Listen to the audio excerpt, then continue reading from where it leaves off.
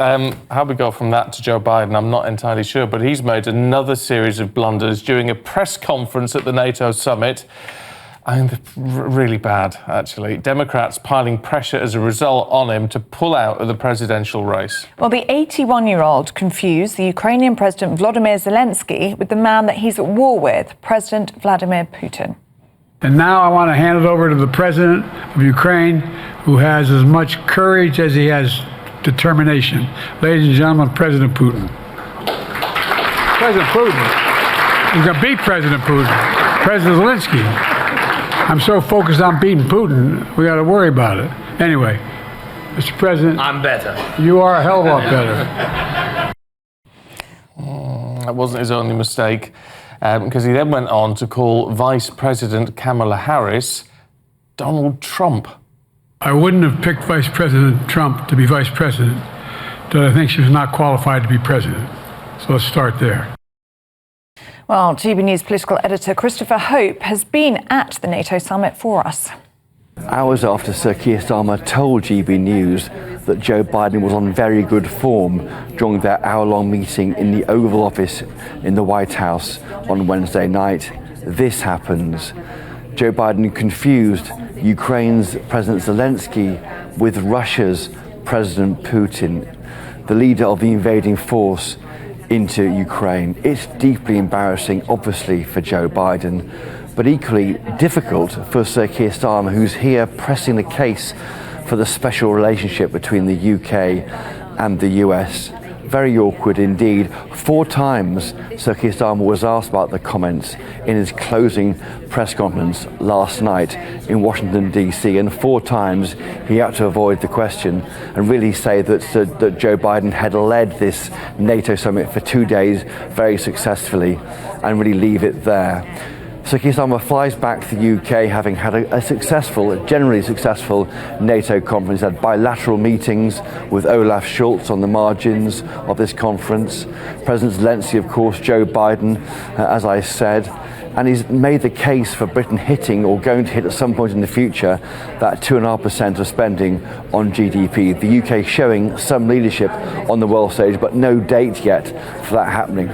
He flies back to a UK which is still absorbing the landslide victory of Sir Keir Starmer's Labour Party.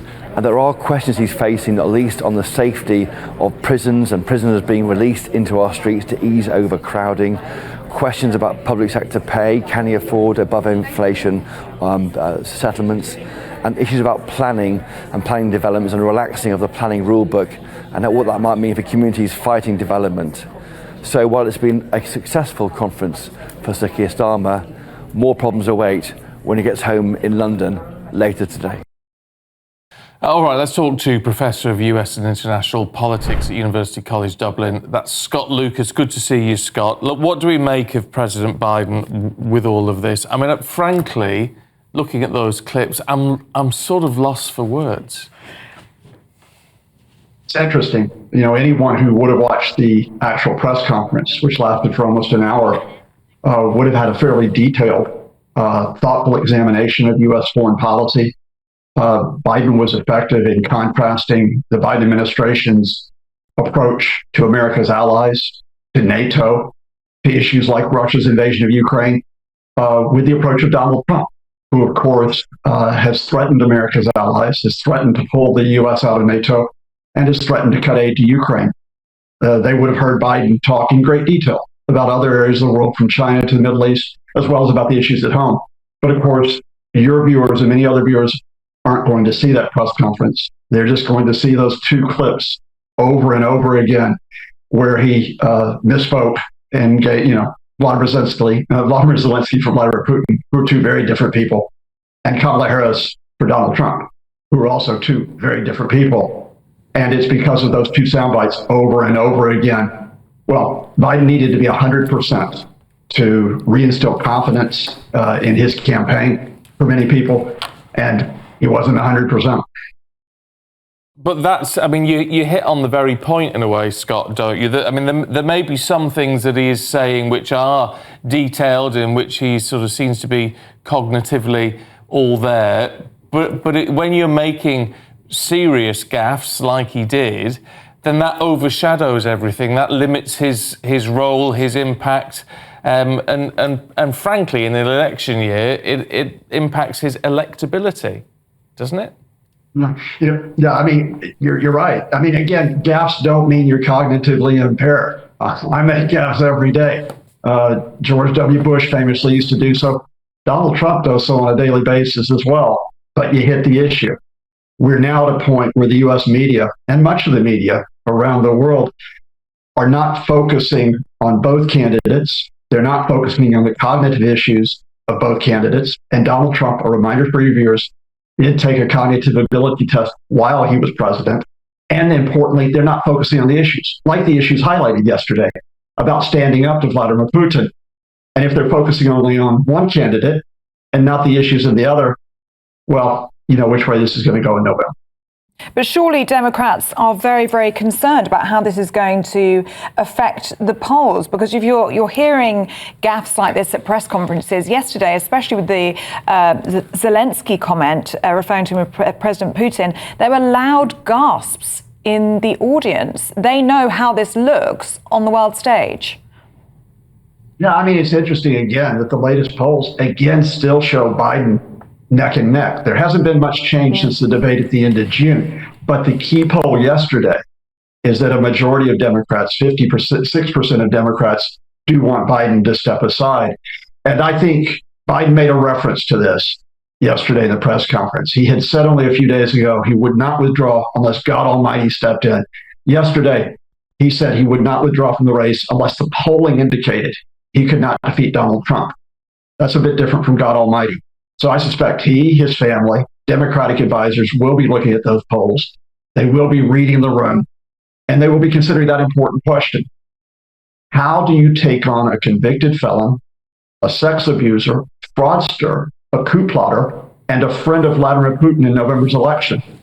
And if they don't think they can do it with Joe Biden, whatever his merits on the issues, then they need to act now in advance of the Democratic convention to establish the candidate who will be able to deal with Trump on a day-to-day basis. Yeah, but it's interesting because you raise those issues about Trump. Of course, I mean, he disputes all of that. And frankly, I mean, even on the area where he has been convicted, as you say, a convicted felon, well, I mean, there are questions on all sides as to whether that should ever have gone ahead in the first place. I mean, all of that makes it so contentious.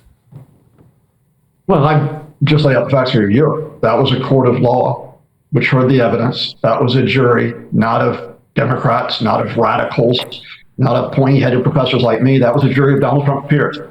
And they convicted him on a felony charge. The Trump organization was convicted on criminal charges in 2022 of fraud.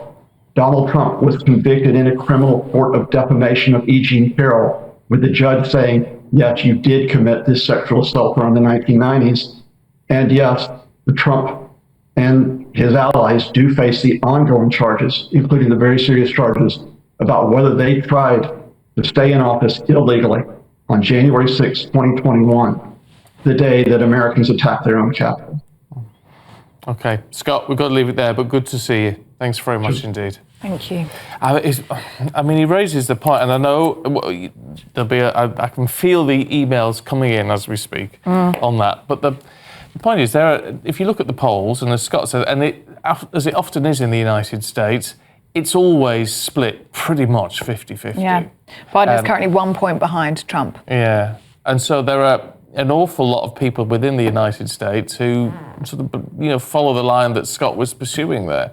But also, half the population who don't. So, I mean, this is so divisive. This is such a divisive election, not helped by the fact that one of the candidates does seem to be, frankly, a little bit impaired. Yeah, Gillian Powell's just been in touch saying this man is in charge of the free world. That commentator tries to pass it off as gaffes. Sir Keir Starmer also going along with the gaslighting. These people treat the public with utter contempt. I mean, I think he raises a really valid point in saying, well, it was like an hour-long press conference. And if a lot of what he was saying was coherent and, politically sort of sensible, whether you agree with it or not, but that needs to be considered in a way, but you make a huge gaffe, and especially the ones that he made, which are really problematic. Yeah. Then it is going to overshadow everything else. It just, I mean, it would happen over here. It would happen anywhere politically with that. That can't continue.